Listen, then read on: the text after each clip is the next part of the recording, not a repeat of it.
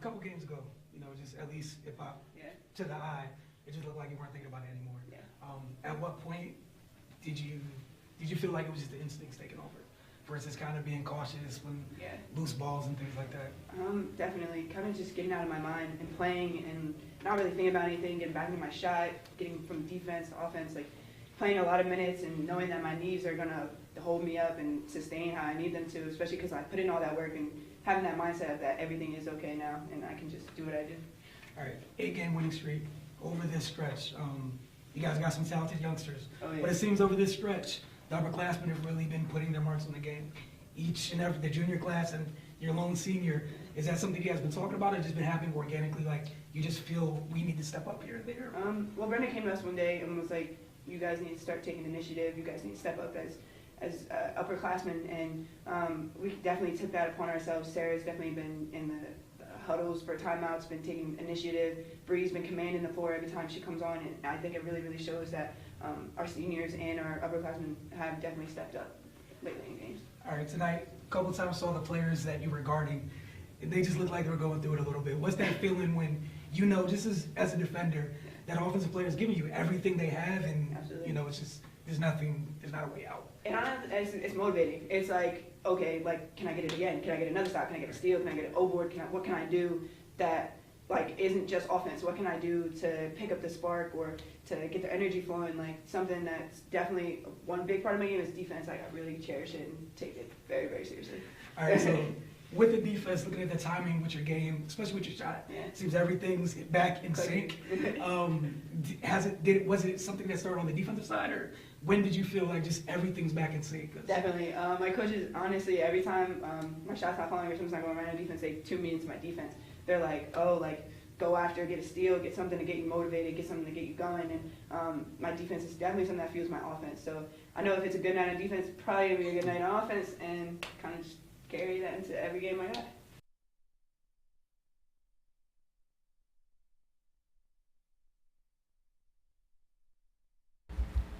Good evening, everybody. Welcome to another wonderful day, another Tuesday, another day here on the Focus TV.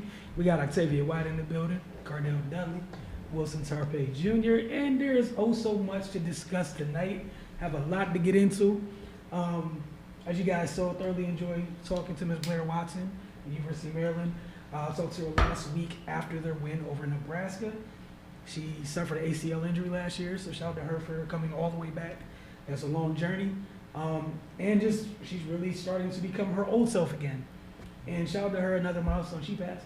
She's officially 10th all-time in Maryland women's basketball with 125 threes. Considering that she missed a year, that's not bad at all. Right. And she's still got another year to go. So we'll see where she ends up. But All-Star Weekend. Right. Most people were watching. I assume you guys were watching. Felt like you couldn't help but not pay attention to it at all. But I want to know what you guys thought about it. Things that stood out outside of all the people hating the dunk contest for various different reasons. This year, when you all have the opportunity and free will to watch something else. Usually, when I'm watching something and I don't like it, I turn it off. But that's just me. But I tell you, what do you think about NBA All-Star Weekend? It came, it went, it happened. That's kind of how I feel. I don't know what it is. I feel like the All-Star Weekend used to be like a highlight. Like everybody used to like count down ready for All-Star Weekend just to see everything. To me, it's kind of becoming like the Pro Bowl. Like a lot of people don't pay too much attention to it, but I still feel like more people pay attention to it than the Pro Bowl. Don't get it twisted. But I mean, I take it for what it is every year. I'm never like superly thoroughly impressed, but it is what it is. You know, they do it for the fans and stuff, but you know, it was a good showing for what it usually is. Of course, the dunk contest has gone down in years. I think the last one I watched fully was with Zach LaVine and Aaron Gordon that year. That was the last one I watched probably like fully, like, oh, okay, here we go, something. Right. But it comes down to nowadays a lot of people don't want to participate in it because it's still mid-season. You know, like Pro Bowl, although a lot of people don't watch it, it happens at the end of the year. They're not worrying about if they're going to get injured in the game or whatever. But you know, it was a good game. I like the new format, you know, where pick teams and stuff like that, kind of shake it up, so it's not always the West beating the East or East beating the West or whatever you want to call it. It was okay. Cardell, your thoughts on 2019 All-Star Weekend? You know, it was a few highlights. You know, Joe Harris holding off Steph in the three-point shooting contest. You know, Steph put the pressure on him. He didn't fold. You know, 25 in the first round, 26 in the second round. Made 36 of 50 shots, 15 money balls. He was on his game. Oh yeah, he was definitely. he was scorching. You know, the dunk contest. I came in. You know, kind of my expectation wasn't that they were gonna blow me away. They first time really on this stage. And that All-Star stage is even different from your regular games and final stage. It's a different stage. It's you. The whole world literally looking at you. And waiting to talk about you. Exactly. So it's a totally different thing. But, you know, Hamidou Diallo dunk when he jumped over Shaq and put his arm in the rim, that was you know, something different. You know, that caught my eye. You know what I'm saying? I was like, all right, that was pretty tough. And, you know, he did that in high school as well, but he ain't jump over Shaq and do it. So to do that and not just do a regular dunk, but actually put your arm in the rim to finish it off, you know, that was, you know, pretty tough. Obviously, the Greek Freak dominance. I know they don't play no defense for the first three quarters, which is another reason. It goes back to your point. That's why it takes away a lot of luster. You know, coming up in the 80s and 90s, it was competitive. It was like from top to bottom. It was like you know, NBA Live. No, it was just like your NBA Live when you cheating, you put all the top players on two teams so y'all can rumble in each conference. It was like that come to life, and then they was really rumbling.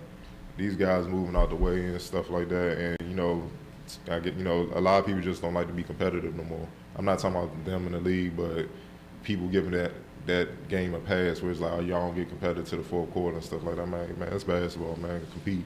You know, don't move out the way and let the dude come down the lane and dunk every time. Like Greek Freak had like 30 in the first quarter just from dunks. Just, you know, that's not cool. You know, that's when, you know, I even turned off. I turned back in the fourth to see what's going on. And that's exactly what I did, man. So I missed all the little highlights with Steph throwing the lob, bouncing the lob to the Greek Freak and all that. You know, because, you know, full quarter, that's when they started playing some semi-defense and stuff. That's what's really missing is competition. You know, like she said, Zach LaVine, that was the last one everybody was like was great. Well, it was competition. Him and Aaron Gordon was pushing one another. Yeah. That's what basketball sports is all about. You take that away, you get what you get. So, and also KD. Back to Greek Freak, you know, finished with 38, 11 and 5 on 17, 23 shooting, you know what I'm saying? You know, like you said, doing hot takes, his motor no bounds. He stepped on the floor, he ready to go. Yep. And KD, 31 points, he scored 11 in the last 6:43 to make sure Team LeBron won. 7 rebounds, 10 to 15 shooting, 6 for 9 from 3. The way he closed, he just took what the defense gave him. You know, no hesitation.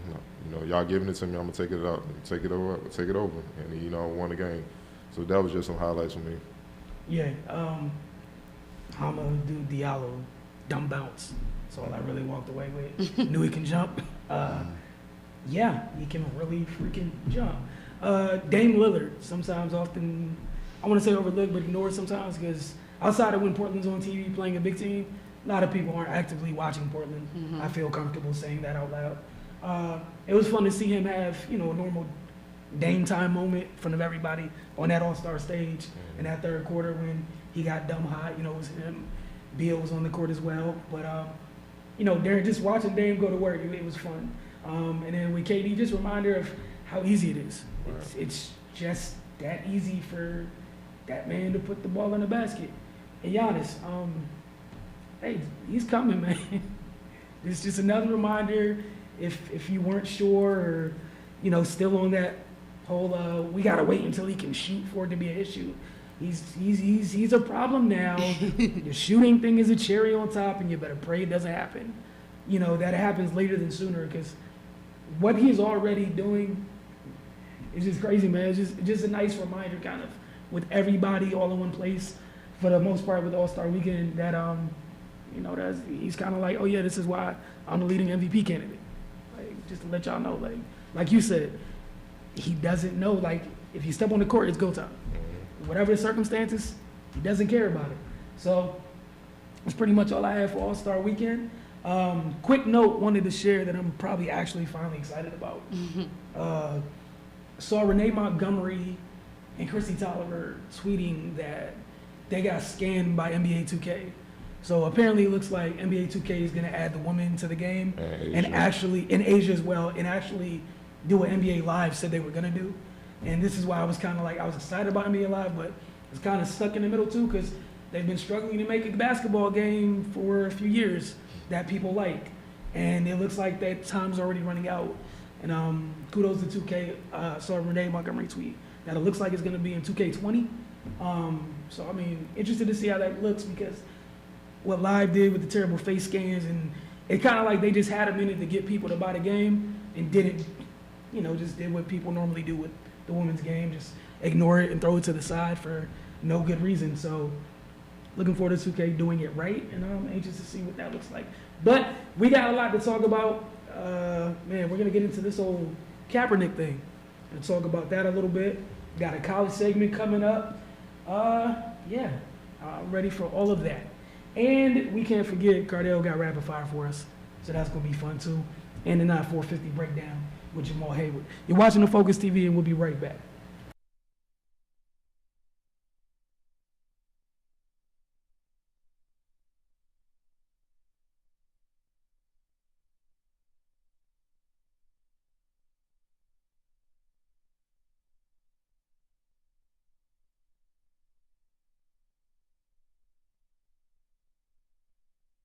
Welcome back to the Focus TV. All right, as promised, the college segment, the Maryland women, they saw their win streak grow to 8 last Thursday with a dominant win over visiting Nebraska. But they fell to Iowa in a clash with the two top teams in the Big Ten, 86-73 on Sunday afternoon. Maryland gets a chance to rebound this Thursday at home against visiting Minnesota. The Terrapins and the Hawkeyes, again, are atop the Big Ten standings. They are tied. So keep that in mind, because Maryland's at least had a share of the conference title, if not having it outright regular season wise, since they've been in the Big Ten.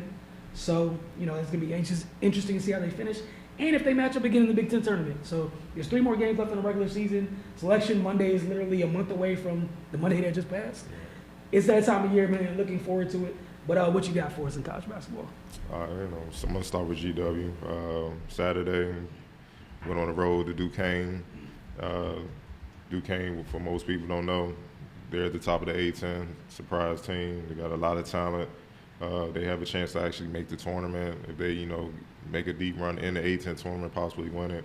GW put up a fight, but they lost at the end, 85-69, falling 7-18 on the season. Junior forward DJ Williams, who has regained his form, got his legs totally back under him since transferring sent out last year. Posted 21 points and 4 rebounds and 8 of 14 shooting. Sophomore guard Michelle Jack, added 20 points to 7-9 shooting. The Dukes is 17-9. Like I said, they're really talented. They're coached by Keith Dambright. That name sounds familiar. That's LeBron James high school coach. Okay, so pedigree is there. They were led by super athletic wing Eric Williams Jr.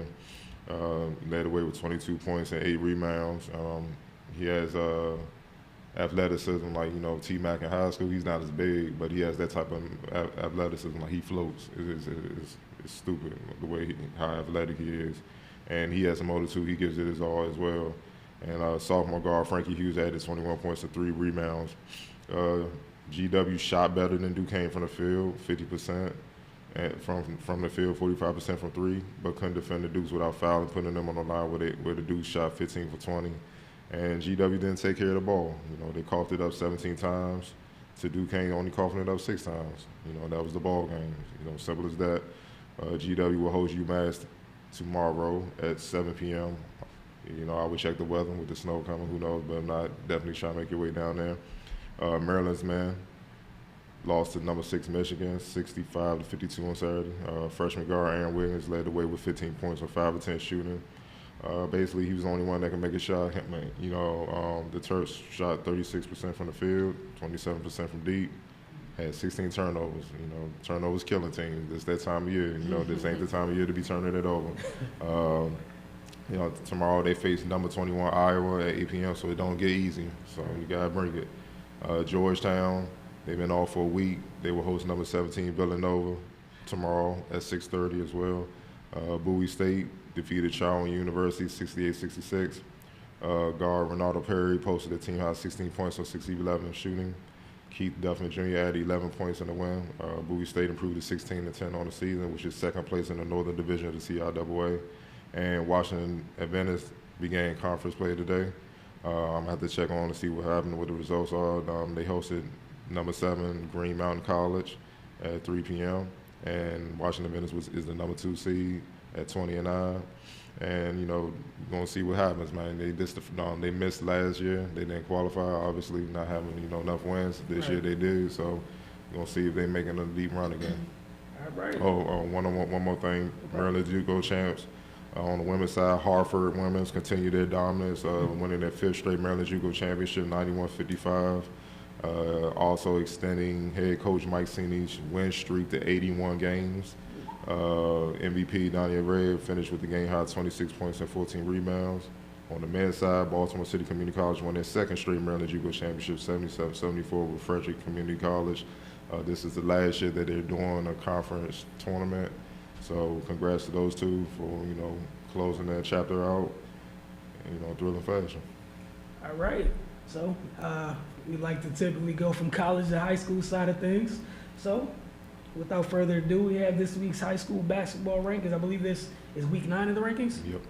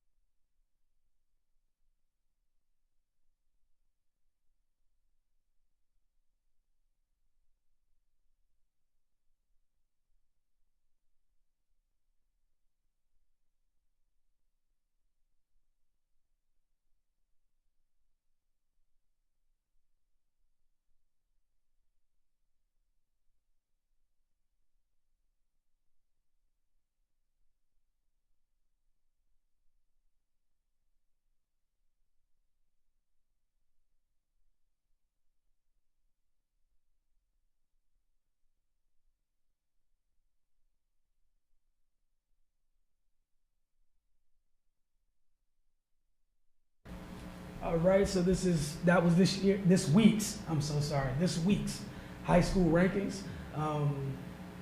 Cardell, how do you like things playing out? How things been playing out on your side of it, the boys' side of the rankings? The top holding on, like they're not giving up, like they're not giving up their spot. Mm-hmm. They consistently went into the Mathers, the St. Francis, Flint Hills. They're doing their thing. You see Gonzaga moving up, starting to win. It's going to be interesting doing conference tournament time because I know all that stuff started this week. Yeah. Going in next week, WCAC, and, all that. So, the cream of the crop, we'll see which team is which real soon. Yes, sir. All right, so as promised, we're going to talk about this whole Kaepernick, Eric Reid settlement with the NFL because there's so much misinformation out here, Right. whether it be by choice or on purpose. That's a whole nother discussion to get into another day. But since the news came out, I believe February 15th, there's just been so much. But what I would like to read to you guys is something from Mark Garagos, which is he's kind of like the lead of the team of lawyers that Kaepernick employed. So, on the 15th, his statement reads, "For the past several months, counsel for Mr. Kaepernick and Mr. Reid have engaged in an ongoing dialogue with representatives of the NFL. As a result of those discussions, the parties have decided to resolve the pending grievances. The resolution of this matter is subject to a confidentiality agreement, so there will be no further comment by any party." This news was met by I expected it to be kind of divisive in terms of how people received this, but it was just interesting just in terms of how quickly the people that weren't happy with this or people that found a way to be upset with this, how stuff just took on, continued to seem to take on like every fake story had a life of its own that lasted. I mean, it was just crazy to watch how it spread. All right, so we had the AAF story. I think a lot of people heard about that, where you had the report that it was reported by multiple people that Kaepernick was reached out to by the AAF, which was confirmed by several people. What was not confirmed was that a discussion about money took place. Benjamin Albright, he's been kind of solid in terms of having good sources in the league, followed him for quite a while, and this is one of the things where he immediately jumped out to kind of just debunk. So the AAF did reach out to both Colin Kaepernick and Tim Tebow. They discussed their interest to see if they would be interested in playing. Neither one seemed very interested. And for the AAF, I know people saw news today about the AAF. They were able to pay their players now because they pretty much got bought by an NFL owner. So $250 million just got infused into the league. But the AAF pay scale, for everyone who was kind of confused, and this is everyone, no matter who you are, the AAF pays everyone a standard 3-year, $250,000 contracts. They're divided up per year, $70,000, $80,000, then $100,000. Again, this is everybody. Just to, again, debunk some of this misinformation out there. Lastly, wanted to have Sarah Spain on, I believe it was around the horn. She shared her insight on this situation, and just wanted you guys to check this out before we get to breaking this down as well. So here's Sarah Spain, just a snippet from her talking about this. AAF games are running on the NFL Network, that part of the contracts allow you to try out and leave that league to go to the NFL. They are in a partnership together. The timing of this leak coming just before this is completely meant to muddy the waters and, again, to make this seem like a money grab for Kaepernick, to make it seem like he was always about the money. That $20 million number was intentional. If you look at the top quarterbacks in the league, that is the exact halfway mark. He didn't think the AAF was going to be able to pay him $20 million. His point was the money I'm owed and what I should be making and my worth is as a starting quarterback in the NFL, not the AAF. And he was making that point very clear with that number. All right. So Sarah Spain was one of the few that had no issue stepping out, just to kind of, being a voice of reason here, because a lot of people, we're in this time of information where if people speak the loudest, enough people say it, oh gosh, it just has to be true. Mm-hmm. And this is why this has just irritated the living daylights out of me since, the statement from Garagos. So just want to ask you guys, as soon as that came out, how have you guys received this information? And, what did you think of it before we talk about many people's reactions to it? I think possibly it could have just been like he felt like it was time. At a certain juncture in situations like this, there comes a time where there's a line drawn in the sand, and do you want to continuously do this for the rest of your life, or do you want to move on and move forward? When it comes to the whole AAF thing, I think Sarah made a great point that anybody who's been in the league, that's played in the league, he's been in a Super Bowl, who has the type of talent that he has, why would they take something like that? You feel me? Like, why would somebody who feels like the reason they were been fighting this entire time is to get their just due. Why would they take something that they feel is lesser than what they deserve? And I feel like nobody should have an issue with that. I just think because of the whole media narrative that's been going on with Kaepernick since the beginning of all of this has clouded a lot of people's judgment and thoughts. But to me, it makes complete sense. So I don't understand what the big uproar is. You know, he obviously still wants to play. And one thing that I've always heard since this is that you can't play in a league where you're suing everybody's boss. So, you know, maybe that's finally, you know, he's like, I still want to play football. I want to play football. So why not? If they're not budging, you're not budging, put it to bed. You've made a point at this point. You know, everybody knows about it. There've been the case has been there. But I just don't understand why it's such a huge deal that he's decided to do this now, and he's quote unquote turned down this AAF offer. I mean, Tebow probably would turn it down too. He's probably making more money doing what he's doing now than doing that. So, I mean, that to me, it makes logical and complete sense. So I don't understand what the whole uproar is about everything. Like, this man wants to play football. If he wants to play football, let him attempt to play again, because it's going to be tough for him to play. Hopefully he does, because I still think he's a good quarterback. Now everybody is going to have their opinions about that, because he hasn't played in 2-3 years at this point. A lot of people say, yeah, he's working out and everything like that, but he hasn't been in game situations and things like that, which is understandable, but his pedigree speaks for itself as well. Like, that's like saying, like, if Peyton Manning wasn't injured and he decided to come back, he hasn't played in 2 years, is he not going to get anything like that? Not comparing Cap's numbers to Peyton Manning just as a parallel, but I just think it's crazy. Cardell?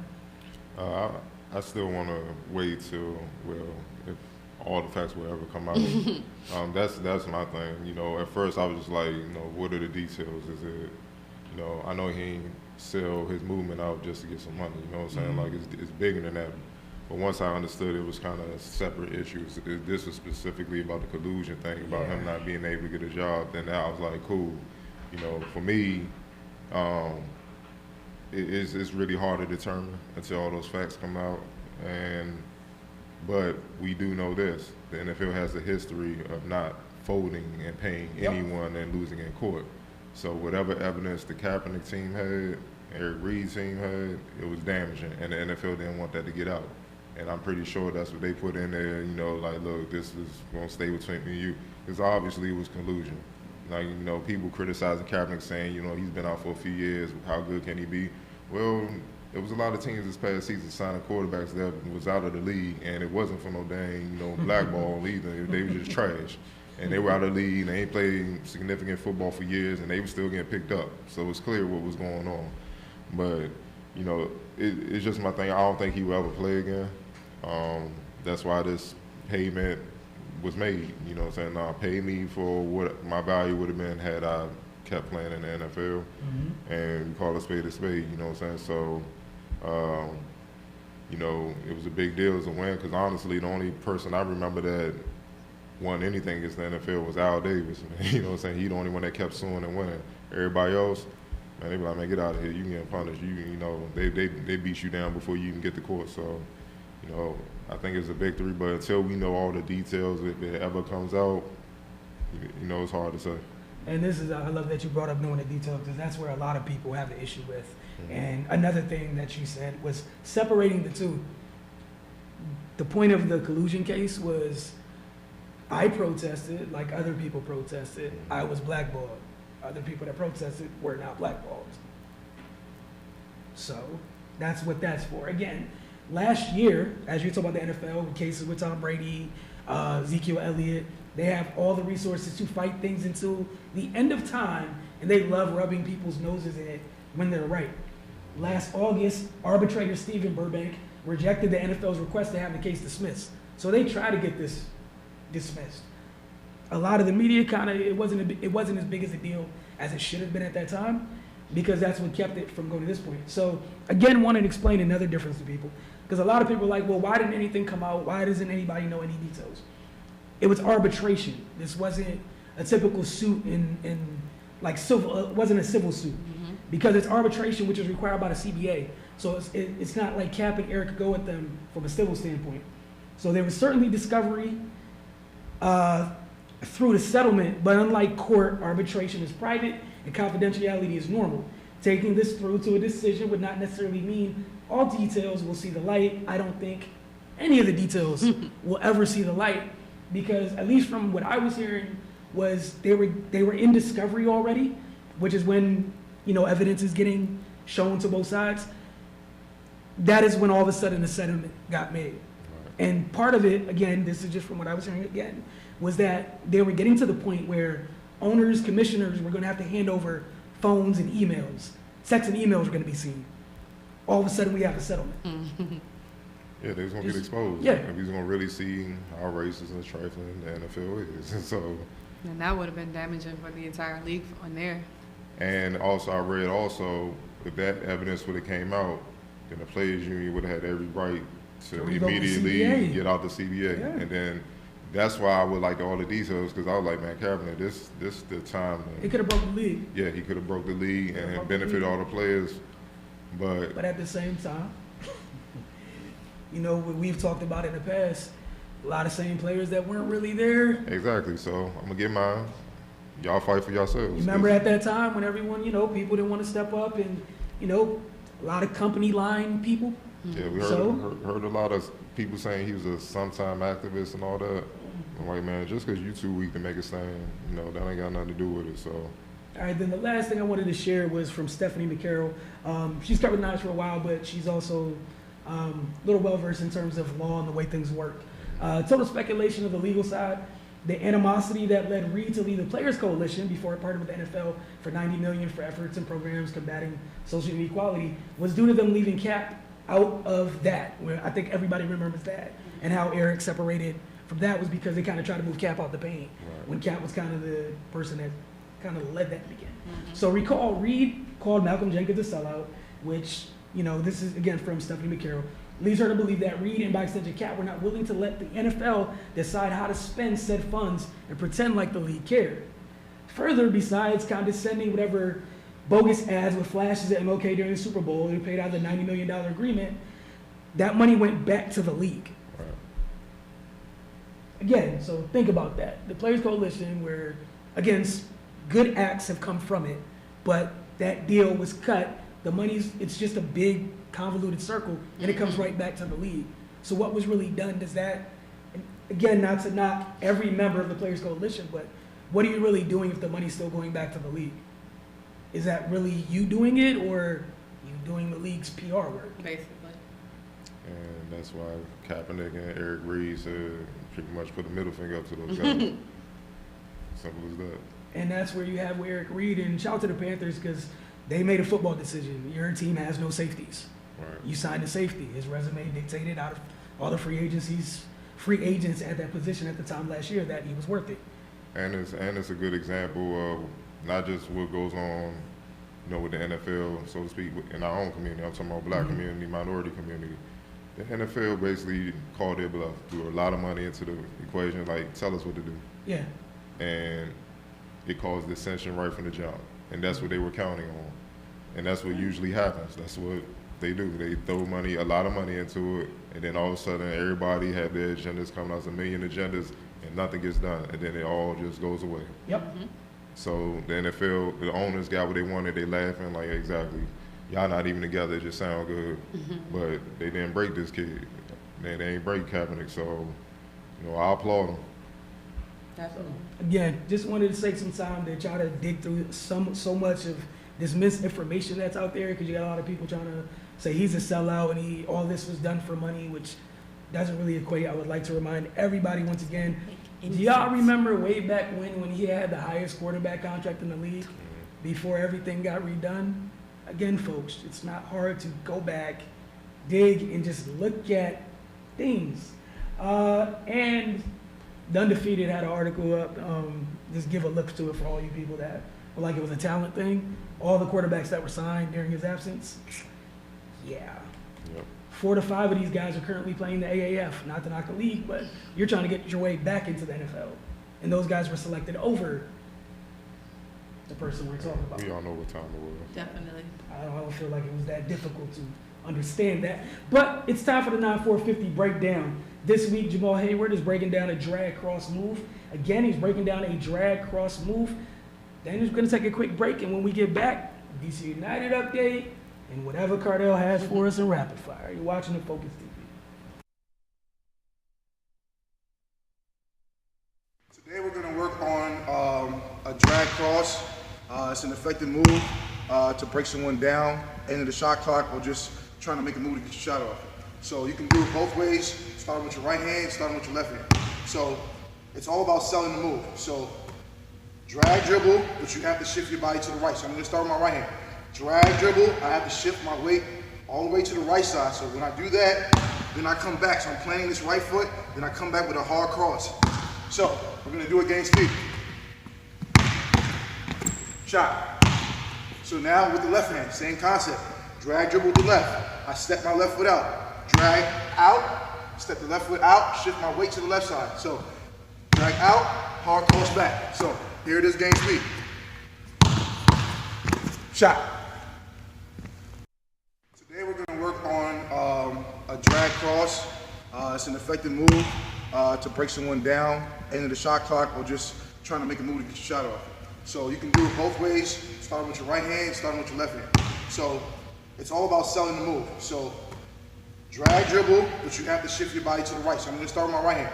Drag dribble, I have to shift my weight all the way to the right side. So when I do that, then I come back. So I'm planting this right foot, then I come back with a hard cross. So we're going to do it against speed. Shot. So now with the left hand, same concept. Drag dribble to the left. I step my left foot out. Drag out, step the left foot out, shift my weight to the left side. So drag out, hard cross back. So here it is, game speed. Shot.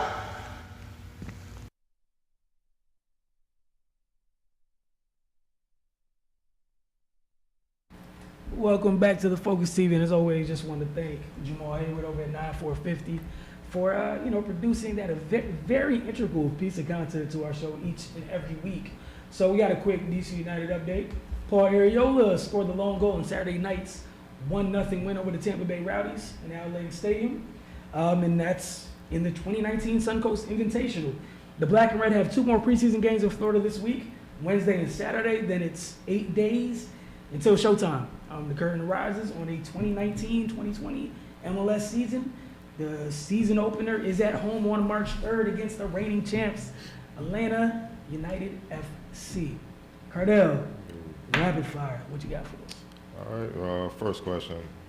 Former Virginia Tech quarterback Josh Jackson is transferring to Maryland. He announced on Twitter. Another big gift from Mike Loxley. He will be eligible next season. And a favorite to start. For those that don't know, Josh Jackson set several freshman passing records at Virginia Tech. You know, he has the size and athleticism experience. Also a dual threat quarterback, has some speed. You know, as a freshman in 2017, redshirt freshman, threw for 2,091 yards, 20 touchdowns, ran for 324 yards, and ran for 6 touchdowns. 2018, he was on his way to even breaking those records. You know, had 575 yards passing on 5 touchdowns, 1 interception before the season ended. You know, breaking his leg in game 3 of the season. What are your thoughts on that?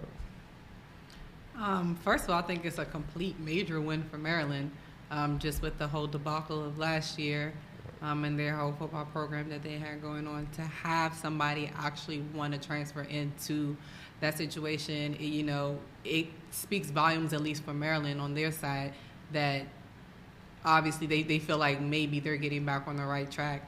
To still have people that want to come and play at that institution.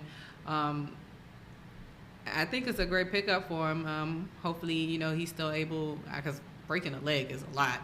Yeah. Hopefully he still has the motor, still has the legs, and he's still able to do well, because, Maryland is still the school around here that we root for most of the time. So it's going to be I think it's a good win for them, at least in that aspect. We'll have to see how it transpires on the field, of course. But I think it's a definitely major win for their university and their football program. Yeah, I mean, it's a big get. Loxley is not playing any games. It's apparent, in the short time since he's been named head coach over there, they're already finding a way to keep the talent in Maryland, even the talent that originally agreed to leave Maryland. People want to come back, which is always a great thing. You talk about all the talent in this area, obviously on the basketball side, but it's just as rich on the football side of things. Just, they always haven't done the best of job of keeping all that in state. If Maryland's able to do that, the pedigree that he has from the different places he's been in his career, man, Maryland can get back sooner than very quickly. And I just hope they do the right thing and, don't just stay out of this. Let this happen, let it keep cooking, mind your business, and let Loxley do what he's doing. I'm looking forward to this actually watching them play for like the first time in 5 years. So Don't disrespect. I love it, man. I love it. This is my mom. I love what he's doing.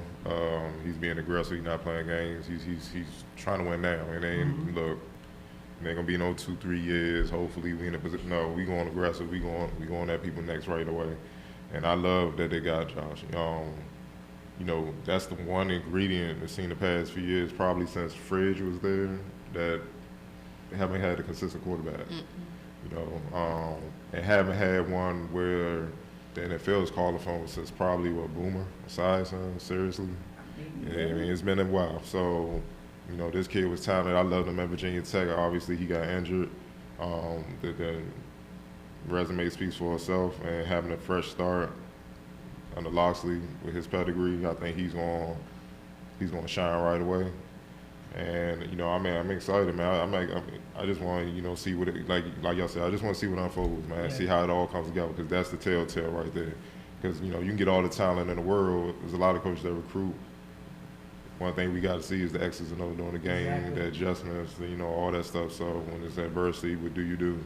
And then eventually, if they win enough games, conference and stuff like that, you got to work your way up the ladder, start beating them SEC teams, beating Nick Saban, beating your old coach, Nick Saban, beating Clemson. You know what I'm saying? You got to go out west and knock those teams off, man. So, but like you said, it's a rich area for football, always has been, just as much as basketball, and maybe even more than basketball, because West Virginia's strong. You can go up in Pennsylvania, they loaded up there, go out to Jersey, Delaware. You got Virginia, Maryland, D.C.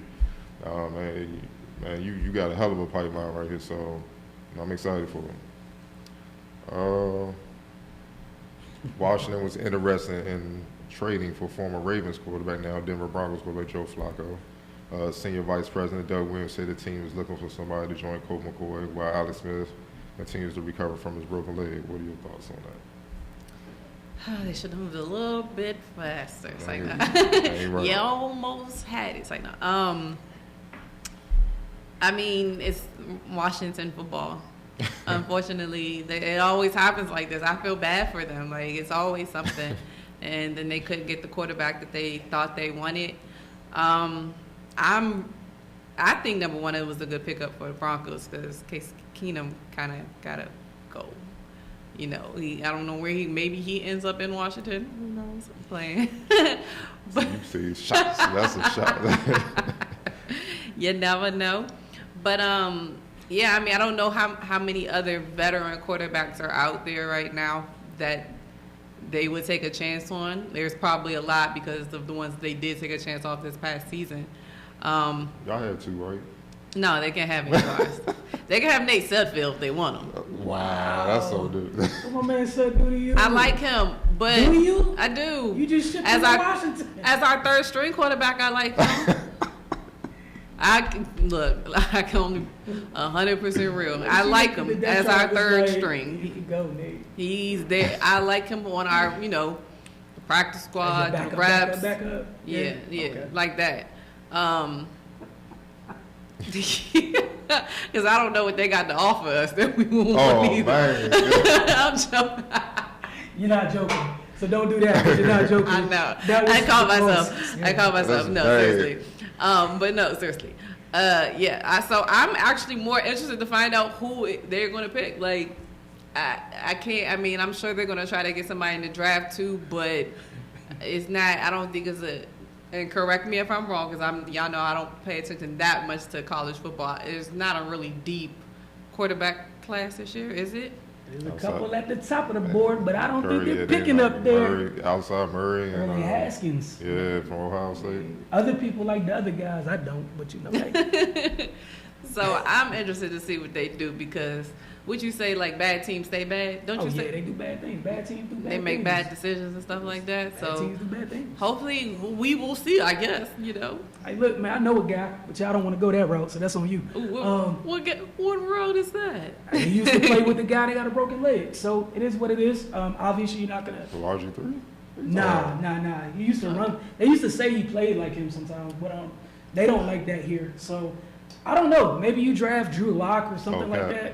Yeah, some of them names that I've seen thrown around there. Yeah, good luck. It's a wrap. It doesn't matter. 2019 literally is your defense. Hopefully Darius It's a Geis comes wash. back. Yeah, you better And, hope he come back. We might Yeah, take him for nothing Nate in, like Sudfeld. nothing matters. Like it just doesn't matter. We might take him for Oh. Nate Sudfeld. For what all y'all said, on a serious note, that means Alex Smith injuries. It's Oh, brutal. but Oh, I yeah, told you what he I'm might saying. be done. I don't think Yeah. he's playing football again. Yeah, I don't Just me either. personally, Yeah. I wish him the best in life. Yeah. I don't think he's. That was Joe football. Theismann, like, yeah, it was Joe Yeah, Theismann. Like, it was pretty gruesome, and then to have the infection on top of that afterwards. I saw a picture, I think, of him and his like fiance, and he got like this whole boot has a on. He has halo like, around his yeah, leg. and he has like the little rods in it Yeah, and I saw everything. it, That yeah. thing looked like, I'm surprised he was even standing up. yeah, we saw that the Wizards and game. I He came refused in to there to take a watch the picture. game. I just. And me, man, yeah, that was cool. I'm like, come on, man. He got your foot out. Like, he's on the scooter, like, Oh, yeah, dang. but he got pushing, yeah. It was, Oh, him and in the John locker was room, like- him and John was scooting next to each other. I'm not. Nah, that's messing with before you. wall, see? That's so. See? Hey, what's See? the next? What's the next thing, man? I'm not messing with you. And then when Carson Wentz out for the season, you see how that costs? Like your man got a Nope, whole. nope, Don't say that. Man, hold on. Don't you Carson, say that. Carson has a personalized scooter, but you got it. Oh. Whatever. Carson, He was on crutches. He wasn't on no scooter. even worse. He got crutches with his name on him. So no, Custom, he he doesn't even have to go get them fitted. He got like 5. You a lie. He just opened a closet like his back was hurting this last year. Don't do that. your man got a crutch closet. Whatever. Okay. Serious question. Uh, Has Mr. Durant surpassed LeBron James as the best overall player in the game you know where I'm as at of with right now? Hold on. KD is currently averaging 27.5 points, 7.1 rebounds, 5.9 assists, 51% from the field, 36% from three, 89% from the line. LeBron 26.7 points, 8.6 rebounds, 7.4 assists, 51 from the field, 35% from three, 67% from the free throw line. Can we go ahead and plan the ceremony of the passing of the torch at this point? I mean, I don't think it was a pass, but you know. Well, a hey, snatching. How about that? Something like man, that. I stand where I stand on this. You I- said you snatched it in game 3. Yeah. Like, Oh yeah. He did it back then. He kind of like gave it back like a slight bit. It was like let him feel the fire a little bit, and then he was like, "Nah, bro, nah." But no, seriously, because when you talk about like overall, like all around, Yeah, yeah. like from top to bottom, you can't like Can't deny like it. like LeBron is dominant. Don't get me wrong, and especially for his basketball age to still be playing as well as he's playing, is a great feat. But KD's in his prime, you know, he's excelling on all levels, and he has top caliber players around him that's always going to make the open pass a better pass, that's always going to get him the ball. He's able to get them the ball, you know, to help his assist and everything like that. Like when you talk about top to bottom, defense, you know, rebounding, leading, like being a leader and taking responsibility, stepping up, doing things that leaders are supposed to do. Like, I just feel like it's no question when it comes to that. But I mean, as far as like quote unquote dominance, like you can't really talk about LeBron just because he has the rings behind it. Yes, but KD is well on his way, if not, you know, about to pass him this year and maybe the next year. I don't even remember how many rings LeBron has now. What, 3? KD already has 2 at this point, and it could definitely be his 3rd one this year, and who knows, another MVP this year as well, as far as in the finals. But if they get there, of course. But I don't think it's a no-brainer. I feel like for anybody who has asked that question or is upset about the answer of that question, ask it in the opposite, like just flip it around. You know what I'm saying? Like if it was Kevin, if LeBron was Kevin in this scenario, would we have any issues saying that LeBron's taken what LeBron's done in the last 2 years? Would Nah, we they have did it issues with saying- him and Kobe. Cool. So I'm just, that's just where I'm at with it is we're talking about one person as dominant he is, it's purely one side of the ball. So, when we talk about all around, I feel like somehow we're in this place where we talk about all around and ignore things, but, all around to me still means both ends. And, when you got one dude who just doesn't play that end period, and the other dude, yeah, he needs to lock in more consistently on that end, but when he isn't locked in, yeah, it's him. So, and then secondly, the last part, just the killer, man. The mentality, yeah. That's what kind of gives me the edge now for him. And also the fact just watching him this year, he's in cruise control. You can say he got all that help and all that. Look, man, he was actually more efficient at OKC. He was a 50, 40, 90 club in OKC. So he's always been efficient. But he's in cruise control. Like, it's easy. Like, he's not even trying. So my thing is, if he was on, let's say, a team where he had to score, it would be worse. Like, you see what Harden's doing, he would be doing it, but it would be efficient. Like, he can average 40. Like, give him 35, 40 shots a night. Yeah, he's only getting 18. You see him right now because of the team he playing on. So if he get that up to 25, 24, like what Harden's getting, and this not a knock against Harden or whatever, but you give him more shots with his efficiency, that thing going up to around 35 to 40 points a game easily. And you combine that with everything else he's doing, 7 rebounds, 5 assists and all that, and then the way he can play defense and, all 5 positions. And like you say, he could be more consistent. Yeah. But if you had to grade him B- B in that area, that means it's still strong.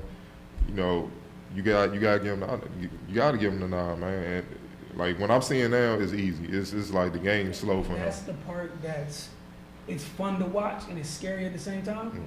He's in cruise control, giving you 30. Like, imagine when he really lock in and not in cruise control. Because he sacrificing his game. He letting guys do what they do, trying to incorporate Cousins into the fold and all that. But you seen in the past 2 finals when he say, the hell with all that, I'm about to murder everybody. You see it's nothing you could do. It's just, that's why I say he snatched it really, truthfully, in that game 3 when he was 60, 60, and 100. You and me was. And that dang dagger from one step inside the half court, and we can't ignore the fact LeBron ain't want no parts of that. Rodney Hood, you go get that. Tristan Thompson. Anybody got sacrificed at the altar tonight. And I'm not trying, I know I'm playing, but seriously, all we saw during that series, and especially in 3, was anybody got pushed in that direction where, just is what it is, man. It's part of what goes with the responsibility if you're the best player in the game. Like, we're going to hold you to that standard. If that standard, you end up falling below that standard, it is what it is. And you can tell he knows, even off the court, just how he's talking, he's more sure, like all around. You can just, you can tell he's like, I'm about to come for and just really, I'm about to sit on the throne. I'm about to take this over. And you can see it all around. So, I got to give him the edge right now. But Greek Free, he right there too. You on his heels? Yeah, he on, yeah. So, rivalry week. Number 1 Duke hosts number 8 UNC tomorrow. What matchups are key for you guys in the game, and who do y'all have winning?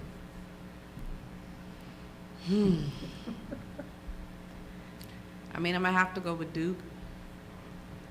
I just don't feel like it's. I feel like it's gonna be a competitive game. Don't get me wrong, because number 1, it's a rivalry. It's always gonna be competitive when Duke and UNC play. But I just think that Duke has too much. I just think that they just got too much talent. A lot of teams can't do a lot with them.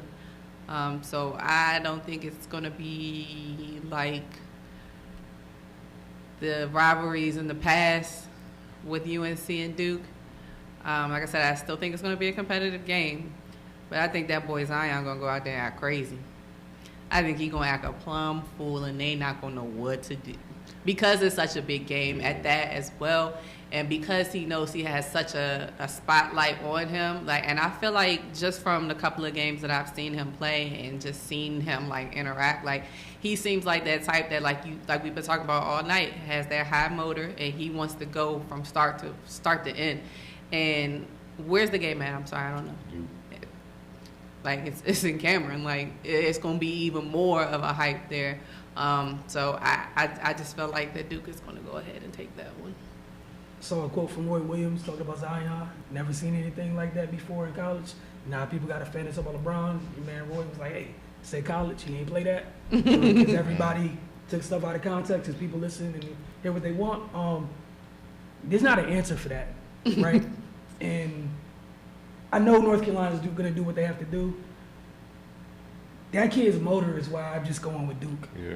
And if he didn't have that motor, I'm looking at this differently. Yeah. But you look at all those God-given gifts, right? We just finished talking about the one from Greece, where you're just different with the motor of a fringe guy. Yeah. So yeah, it's probably gonna get ugly. I was trying to be politically correct. No, I'm just. Hopefully, I'm wrong. Hopefully, it's competitive and everything else. But what do you do with that? Nothing. You stand there and you watch. The only thing I can see is if they throw so many bodies at Zion and wear him out. Yeah. And if Kobe White goes off, because he's a bucket, he can score. The freshman from North Carolina, he can score with the best of them.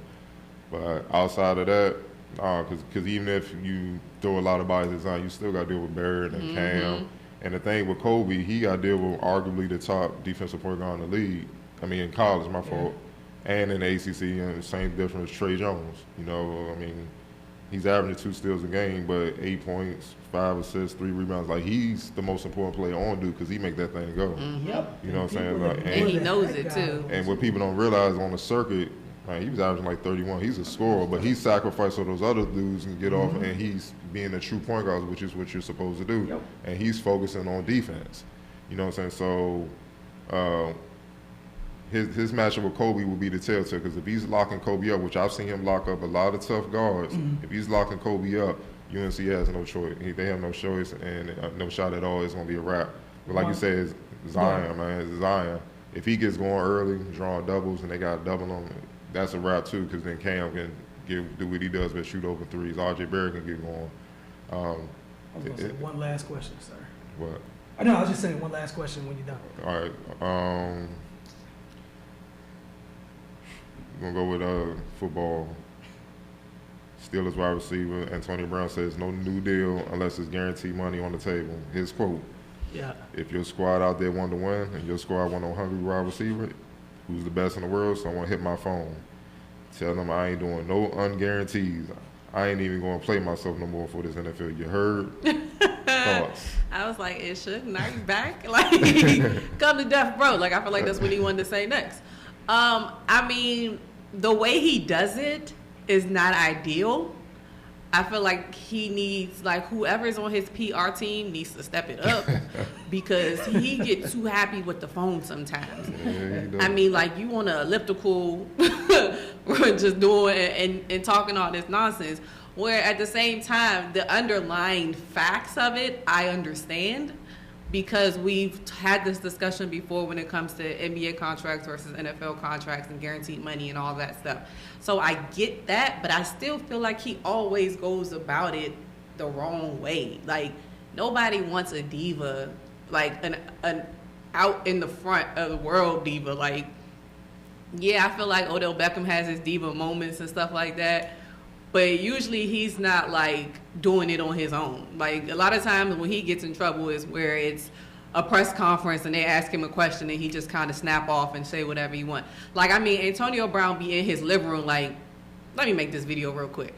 Like, that's not the way to go about it, you know? And I feel like sometimes that's going to turn off potential suitors that want you on their team, but they don't want the drama. So I get the underlying message behind it. I just wish he would do it a different way. Cardell. Yeah, I'm with her. Man. Like, man, look at it, man. I don't know why people act like these owners don't, front office people don't have egos too. I'm like, man, who you? They all men, right? Y'all all men. Yeah, exactly. You like, hold on, dog. Hold on. Like, who says you the best in the world? It's similar with LeBron. Like, if you gotta call yourself that, then you ain't that. You know what I'm saying? And it's a thing. Humility is a great thing, man. You know what I'm saying? Because you talking all that mess, we sign you. You can blow out your knee, be done the first game. Then what? You see what I'm saying? So I understand he's trying to get his bread and all that, but it's a way to go about it where it's professional and it's respectful. You know what I'm saying? So, I mean, I'm not with it, and it's a turn off because if you a team looking at them, not just the front office but the players, you're like, man, I don't want this headache, man. Yeah, I just don't want to deal with all that diva stuff. Like, bro, it ain't about you. Like, it's about us. And if you come in here with that, we gonna clash. So. You know, that's my thoughts on it, man. Like, chill, humble yourself a little bit, man. I agree with everything y'all said. Just to provide an update, he met with the Roonies today. It's for both folks that they haven't seen. They've walked away from the meeting with calm heads. I think everybody understands that he needs to go. Now the issue is with everything that you guys brought up. How does that affect the potential suitors? How much are you willing to give up for something that might just derail everything you got going on off the rails? Or is it going to be the best thing ever? But again, you've damaged your value to a degree for not only the Steelers but for yourself. So we'll see how that plays out. But yeah, there's nothing left for me to say except get over to finestmag.com, get over to mymonosports.com, and we'll see you guys next week. And stay with us during the week, for updates here at the Focus TV, especially with the second half of the NBA season starting this week. We'll be right back at it, and then DC United around the corner. March Madness is here. It's about that time. So we'll see y'all next week.